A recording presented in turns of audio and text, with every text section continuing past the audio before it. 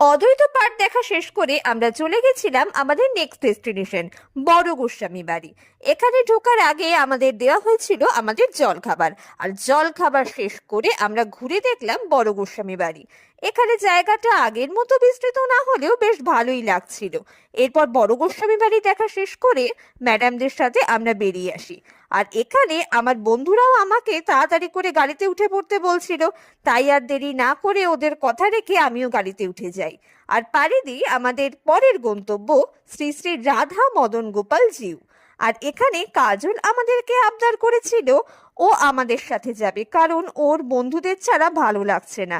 এবার ওখানে পৌঁছে মন্দিরের বিগ্রহ দর্শন করে একটু ঘোরাঘুরি করে এবার আমরা চলে যাই পরের মন্দির দর্শন করতে। তবে এই মন্দির নিয়ে অনেক ইন্টারেস্টিং ফ্যাক্ট আমার নেক্সট ব্লগে কিন্তু আসছে, তো সেইগুলো মিস করতে না হলে দেখতে থাকো আমার পরের ব্লগ। আজকের মতো আসি।